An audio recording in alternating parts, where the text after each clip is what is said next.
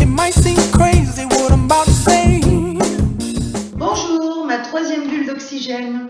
Je vais vous parler aujourd'hui de la dépendance affective. En général, dans la dépendance amoureuse surgit un ressenti, pratiquement dans tous les cas, en début de séance. Je ne me sens pas soutenue ou aimée par mon mari ou mon copain. Ce manque d'amour qu'on recherche à avoir de l'autre est souvent un manque d'amour de soi. Je diffuse donc cette émotion afin que la cliente ou le client soit apaisé pour continuer la séance.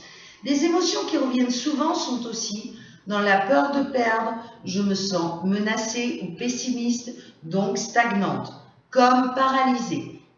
La spirale se met donc en place et plus vous avez peur, plus vous avez un comportement qui laisse au conjoint la liberté inconsciente de vous manipuler.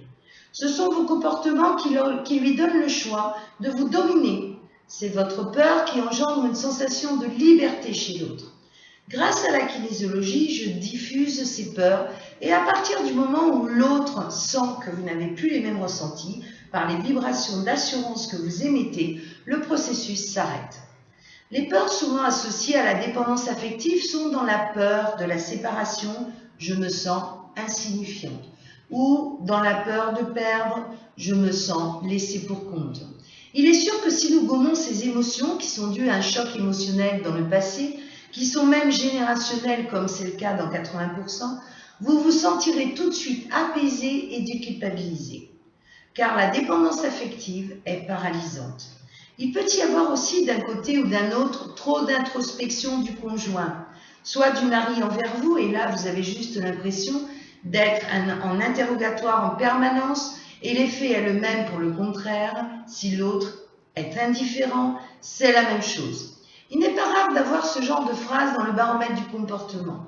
Dans l'indifférence, je me sens destructive, et dans le non-choix, je me sens nostalgique. Si ce ressenti mis en place par vos soins inconsciemment ou génétiquement, imprimé dans une mémoire cellulaire, vous ne pouvez pas vous en sortir seul. Et si de plus, cette mémoire cellulaire a une appartenance à maman ou papa, vous devez le savoir, le comprendre, la gommer pour retrouver votre plein potentiel. C'est ainsi que vous pouvez vous retrouver à vivre dans le fond, mais la forme diffère, le même schéma de vie que papa ou maman. Il ou elle manque de tendresse envers moi. Pourquoi ? Car vous êtes configuré pour manquer de tendresse et pour être en dépendance. Papa a manqué de tendresse dans son enfance, il a été abandonné. Voilà une des nombreuses réponses à ce pourquoi vous vivez cette situation actuelle. Vous avez le sentiment que vous n'êtes pas dans votre axe et vous ne savez pas pourquoi. La séance vous donne la compréhension presque totale de votre mal-être. Je fais une récession d'âge et demande à ma cliente ce qui s'est passé à l'âge de 2 ans. Elle me dit que sa maman avait surpris une infidélité de papa et que ses parents voulaient divorcer. C'est l'âge cause de la situation actuelle. À 2 ans, la peur de perdre a résonné, s'est imprimée au niveau du subconscient.